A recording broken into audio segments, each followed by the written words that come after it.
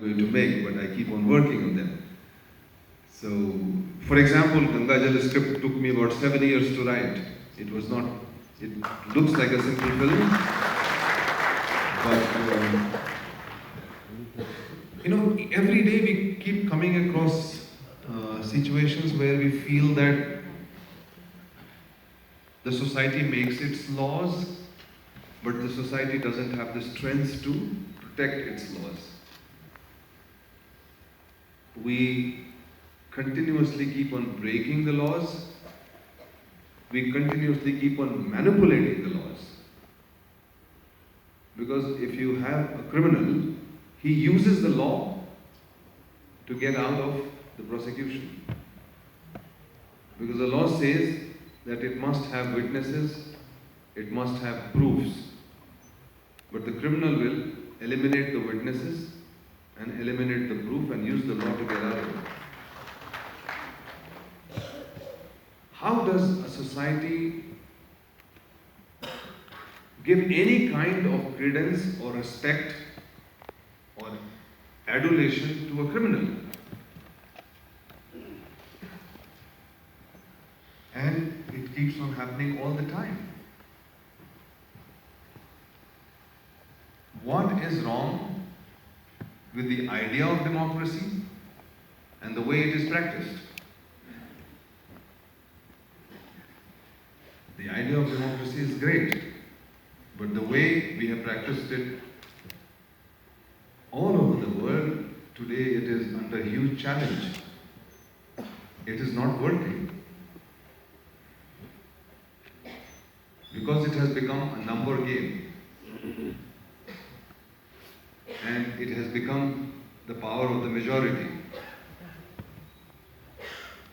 And the heart says that one who has the majority is not going to be right, is often going to be wrong. Because one who has the power is not going to leave his power, and he is going to use and manipulate the power. So the minority will suffer. So the very idea of democracy gets defeated by the very process of democracy. Now this is something which interests me.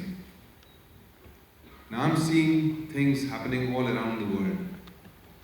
In your country, in my country, in America, in Philippines, in Poland, in Britain, in Russia, in China, everywhere. So these things are assimilating and a script is being written. Stories are forming in my mind. And it will eventually come as a film.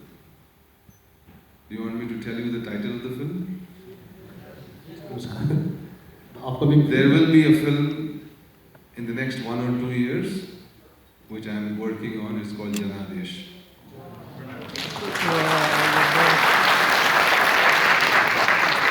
I can presume that it might be a political narrative, like the film you made in Hollywood. Well, those who don't understand Hindi, Janadesh means the mandate of people. So, given all the facts, you just elaborate all the elements to make a film, but I would be rather inquisitive to ask you, so what makes a good film? Because you collaborate with so many people, have so many potentials, but how a good film could be made? Because there is a funny remark about the Hindi films. You're asking the wrong questions. I wish I knew how to make good film. I would be, the richest guy in this world if I could give the formula. I keep struggling every single day of my filmmaking. Keep struggling, and I'm always afraid whether the scene is going to work, or the shot is going to work, or this character is going to work, or this narrative is going to work. I'm constantly struggling, and that's what keeps you on the edge. And thank God for that. So this because I'm asking you a question, because when we think and talk about the Hindi film, we don't have the singular answer, because what is the Hindi film is all about. There's also funny remarks about the Hindi film is that in the world there are three kinds of film: the good film, the bad film, and the Hindi films. Because in the film, because some people go to the theater to watch the item number. People are spending crores and crores rupees to make a single item song, and people are flocking in the theater to just watch the item song. And people like choreograph, the fight scenes, stunts, and so on and so forth. So I was very inquisitive. So what would really make a good film? So what possibly could be the element of the good film? Even you are a filmmaker, so maybe a script you might say. The good film, the bad film, and the Hindi film.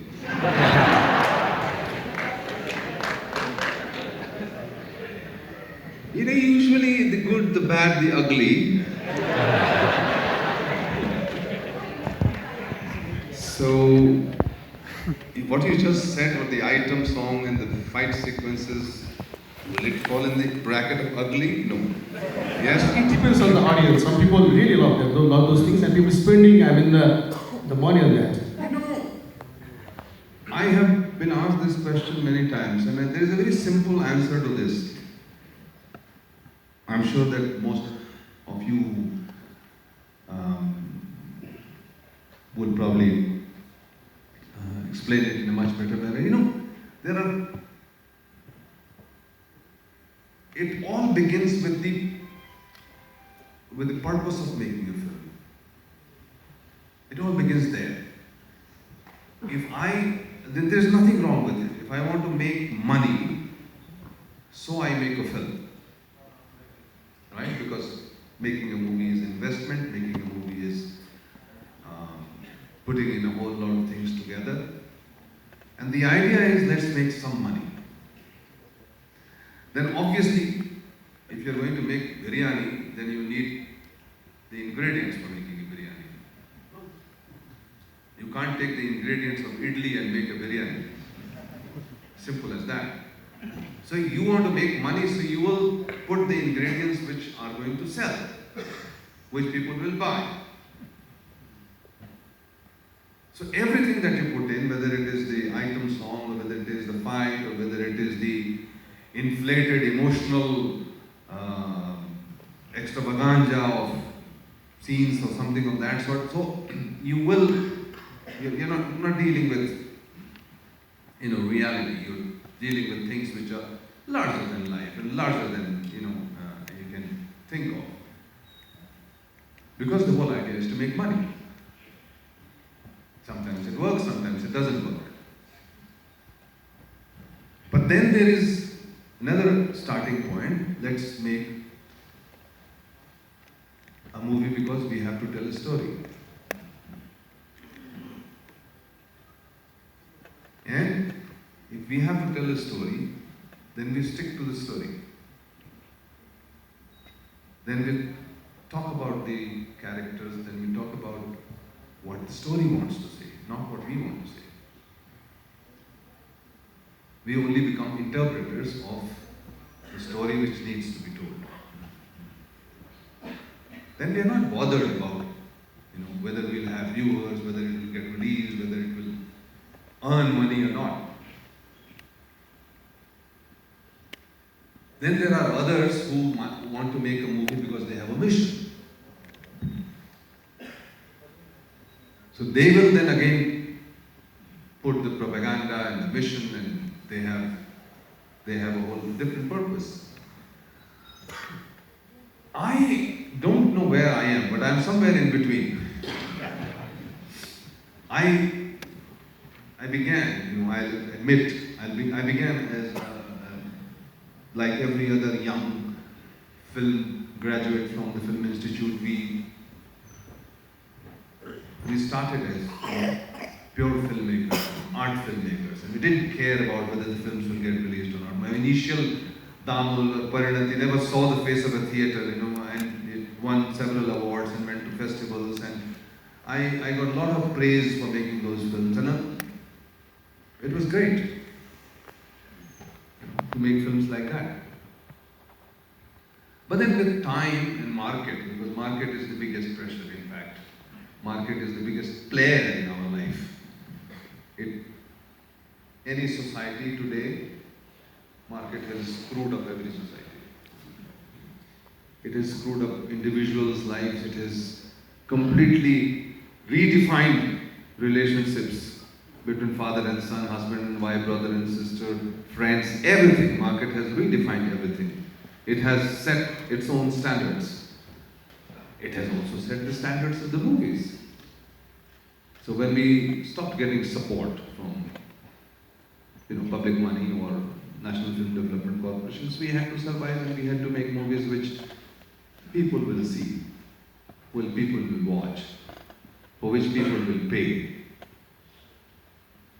So I was accused when I started making Ganga Jal and Abharan and Rajniti and Arakshan and all those films, I was accused of having sold my soul to commercial cinema. And I accept it. I accept the accusation, I accept, because I did. I was using the language which the common man understood or thought like cinema. And yesterday I was telling this story to somebody, and I must tell you this story, share this story.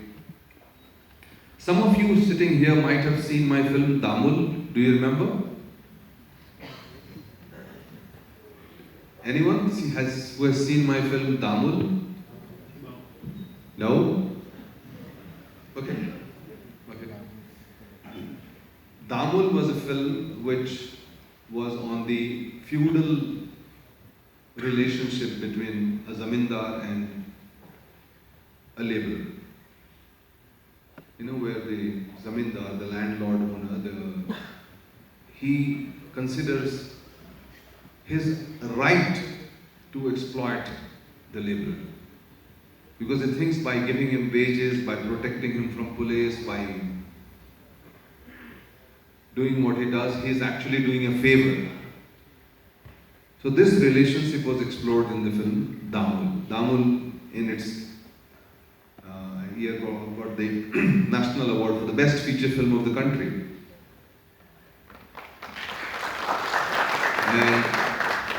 And when we have national awards in India, it means national awards from all over the country, from different languages. It's very prestigious. But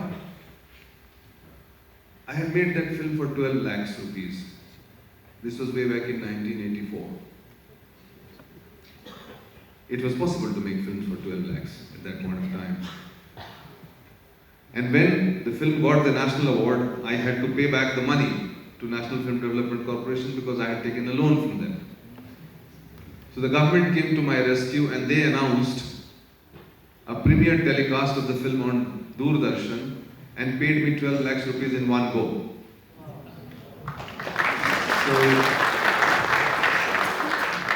So that premiere telecast of the film,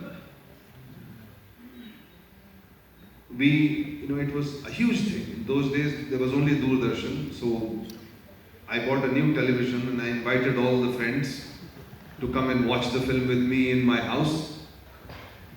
And there was this Lalita Bai who used to cook for us and who used to help us at home. She was very excited because my film had got the national award, the President Award, and it was being shown on the television on the Sunday afternoon. So she got ready, she cooked early, and she sat down with us to watch the film.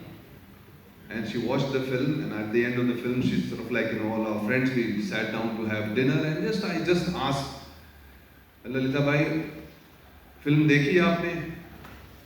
हाँ साहब देखी. Very cryptic answer.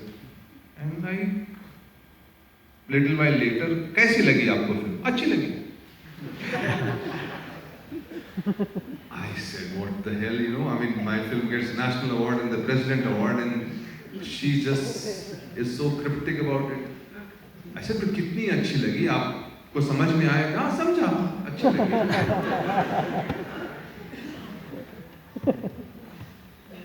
So I said, नहीं आपको लगता है अच्छी नहीं लगी? नहीं अच्छी लगी, but next time बनाना तो film banana.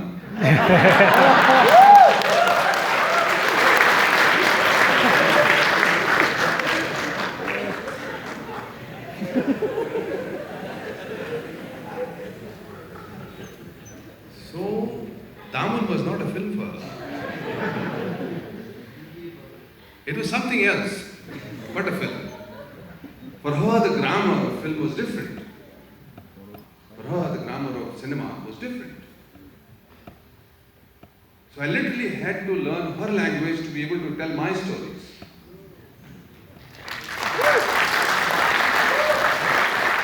So it was not, the Film Institute language was not going to work. So my constant struggle is to learn, to master, to understand, and which is constantly changing. Now today's young people want a different kind of cinema. And fortunately, after all these years, in India at least, there is a window for every kind of cinema. Every kind of cinema works in that country. It's not the star system which is working now, it's not the emotional song and dance drama which is working now, but it is the content which is working now. Time and again it is being proved, and that's a beautiful thing to happen. And you will be happy that I have gone back to the days when I am making my films at a very small budget. I've just completed last year a film called Pariksha, which I'm finding a little difficult to release, but I made it with Adil Hussain and Priyanka Bose. And I also made a film, Matto Ki Cycle, which is now complete and will be doing festival rounds. Small budget films that I want to, stories that I want to tell. And I know that I will have digital platform or small release on cinemas, and it's fine. It's not always, it's probably not very healthy to make films as big as Rajaniti or Satyagraha. It's okay at some time, but it's nicer to have young people the opportunity to tell their stories in smaller ways, in shorter ways, and some of the films from Nepal that I've seen as a jury head here are reflecting the same sentiment. They, of all the 150 films that were probably made last year, there are a few films which are, worth seeing, worth telling. It happens in every country. In our country or Hollywood, it's the same story. So it's very encouraging to come to a festival like NIF and share, understand how we are thinking, how we are working, how we are expressing. It's a great privilege. So reflecting on Lalita Bai's comment on Damu, so I would like to have your take on the variety of film, because they term some film as a mainstream film, some films as a parallel, some as art.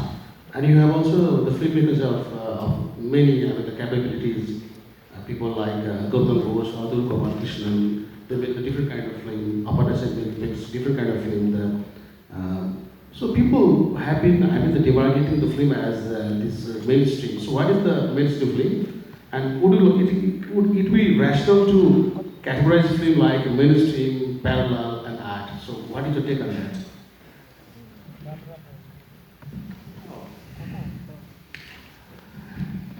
It's like walking into a bookshop. When you get into a bookshop, what is displayed right there in front of the bookshop and shelves, looking at you are all popular fiction, popular literature. Then you go a little bit inside and you come across the intellectual shelves where you have academic books on history or books on philosophy or books on sociology. And a little bit deeper and you will find even more deep intellectual off-fiction books on various other things. But right in front it's like film books about popular fiction or how to be successful or how to be a millionaire overnight or something like that, which all deals with the physicality of one's being. So whatever is popular. Because I mean, no matter what happens, like, some journalists keep on questioning me about, like, commerce being the primary aspect of filmmaking. I said, we all are like that. We need clothes, we need cars, we need houses, we need comforts, we need, all of it. And we are all working for getting day in, day out. What is this? This is entertainment of one's own self. We're not happy with this shirt, we want a branded shirt, we're not happy with, usual makeup, we want all branded makeup, branded shoes. Why? Because, and there's nothing wrong with it, we're working towards it, we are working towards our pleasure, comfort, whatever. So mainstream deals with that, entertainment, mass scale, total Dhamal makes more money than, two Rajnitis put together. But that's how it works. And parallel cinema and art cinema are cinemas which deals with, your own more realistic. They use the visual and the audio components, and also the technique and the content of it, which will be closer to what you see, watch, and experience in everyday life. And art cinema could be, super subconscious, philosophical, artistic things that we don't see. It's beyond realistic. And when you see them, it has the power to affect not only your body and your mind, but also your inner self. So, you can sort of like give it divisions, but I personally feel that a cinema will work only if it can engage me for that much time. And the audience does not give you more than, a few minutes, because in the first 5, maybe 10 minutes, if it doesn't engage me and keep me engaged throughout, I think it doesn't work. At some level, it has to engage me. The story has to engage me. And so the story becomes very, very powerful. It's like the grandmother's story being told to a little child to put the child to sleep. If the child doesn't get engaged in her story, she is not going to sleep.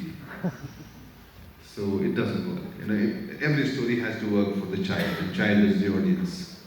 Sir, I've been meeting many filmmakers over the time, and I'm very much fascinated by the filmmakers. And incidentally, I've been meeting the filmmakers like you, and previously I met Govinda Nihalani, Sam Benegal. Even last time I met with there's a Bhutanese Rinpoche, who is a filmmaker of highest caliber, Khense Noru, who makes the film like Charles Magazines, The Kam, Bara, and the films like that. And I was very much, surprised to see a monk doing in the mangrove and diving in the film. I went to the location, and then I chatted with him. He told me that in the ancient time, people would have the figures, the iconography, to speak about the Buddhism. Now you have the medium of film. Maybe in the future you may have the other medium to articulate your teachings, your knowledge, and your deliberations. So how much film is crucial in portraying society, any discipline, or any philosophy? So how powerful is the medium of film for you? Because you have taken the subject of politics for many of your films, because people see that you make you have the political narrative, Gangachal, it has a connection with the politics, there is Rajniti, Satyagraha. So do you have any particular thing in your mind, like the Rinpoche would think that Buddhism is in mind, and actually he has taken the medium film to articulate his perception. So what is your perception and your understanding and your contemplation? You have taken the film as a medium to express politics. Yeah. Well, I have been asked many times about people label my films as political films or socio-political. If they are very generous to me, they say socio-political. But honestly, and in the land of Buddha, I must be honest.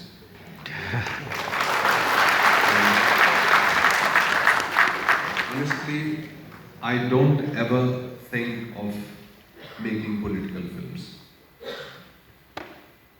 I only am telling stories which are happening around, myself or the societies that we live in. The impact that a particular change brings about. See, in India, we had a major social change when we had the Mandal Commission, which gave reservations to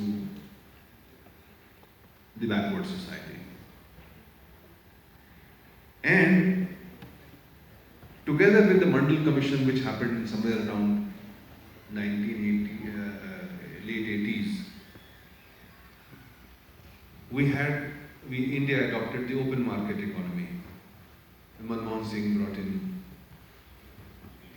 a whole lot of change in the economy. Earlier, we used to take 5 years to get a telephone connection. And I was living in Mumbai and working in Mumbai those days.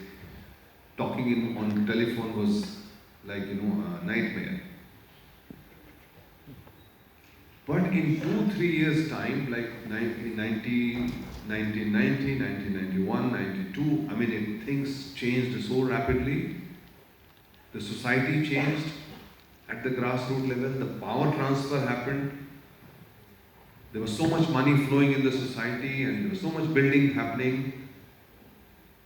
At the basic grassroots level, a whole zamindari system changed into thekedari system. Now this was something which was happening and I was watching it. So the story of Mrityudand was born. Mrityudand is not the story of just 3 women.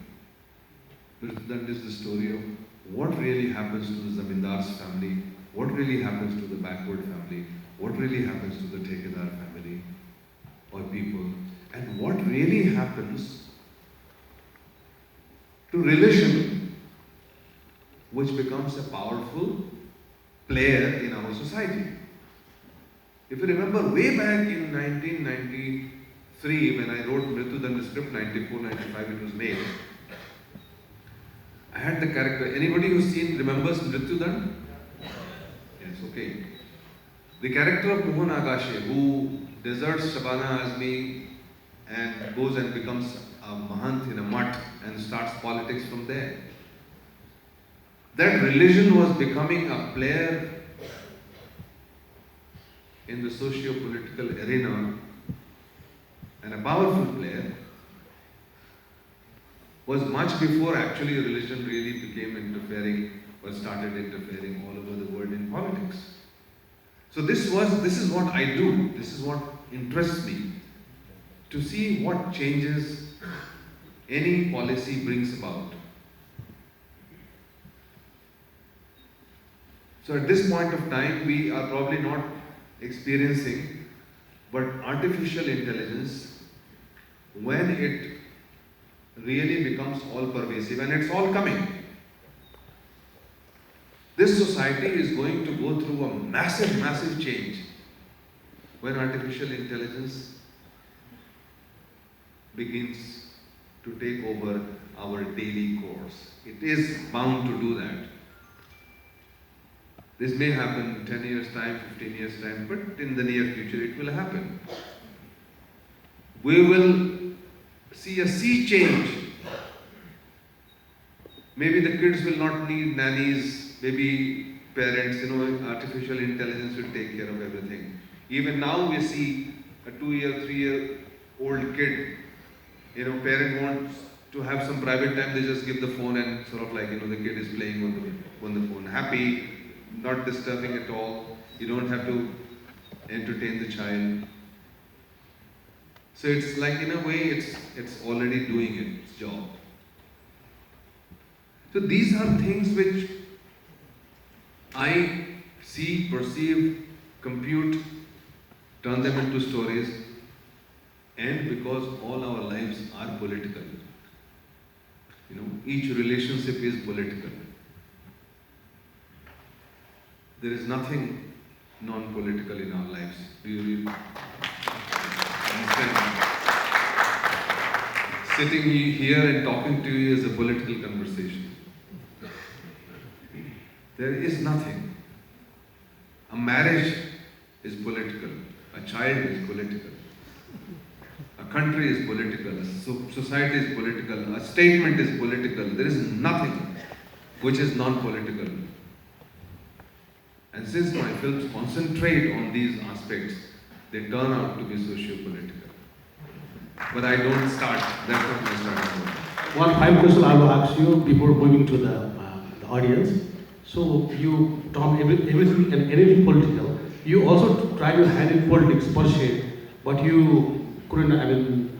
Continue to be a politician. Because you gave up and came back to the film. So what was your idea to go into the political arena and try your the innings as a politician? And you fought, and then you even came back to the film. So any particular idea? For me, contesting the election was not really a political decision. It was more of a idea to gain the instrument to be able to make some change, to do some work. Because the member of parliaments in my country are good for nothing. They really don't do anything. They don't know how they can use their intelligence or power, or they're people's representative, but they really are ineffective. So I thought I can probably bring about that change. But then I was very stupid because, unfortunately, if they had a process of writing an exam and qualifying to become an MP, probably I would have succeeded. But it's people, and politics doesn't has its own function. Many heads of state would not be there if, really merit was the only reason. Not that I think I am very meritorious, please forgive me for that. I don't have any assumptions regarding that, but it was an attempt to do something exactly as it is an attempt for me to try and act or try and do new things, find new forms of expressions, because I love challenges, and I sort of I push myself into doing new things and take chances. Thank you, sir. Shall we take some questions from the audience? We spoke already over an hour. Audience, so we will now like to take some questions from the audience. I guess a gentleman raised his hand.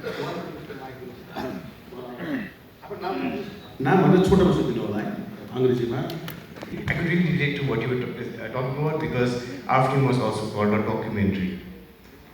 Yeah. So, but it took us 7 long years to make our second feature. It's called Miss Bhartia. It's in the festival. Yeah. And it took us 7 years to do that, because the kind of content that we want to make will be seen as a documentary, right? So I guess my question is, the kind of content that you also made, congrats all, it didn't follow the similar Hindi film structure of, there were no songs in there, right? There were no... I always have songs in my book. Okay.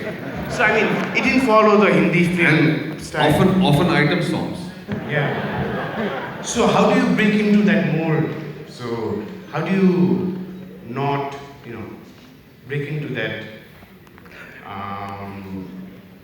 commercial structure? But I make commercial films. I really make commercial films. I want my films to be seen, and I am very worried when people don't come to see my films. Honestly. Thank you for the question.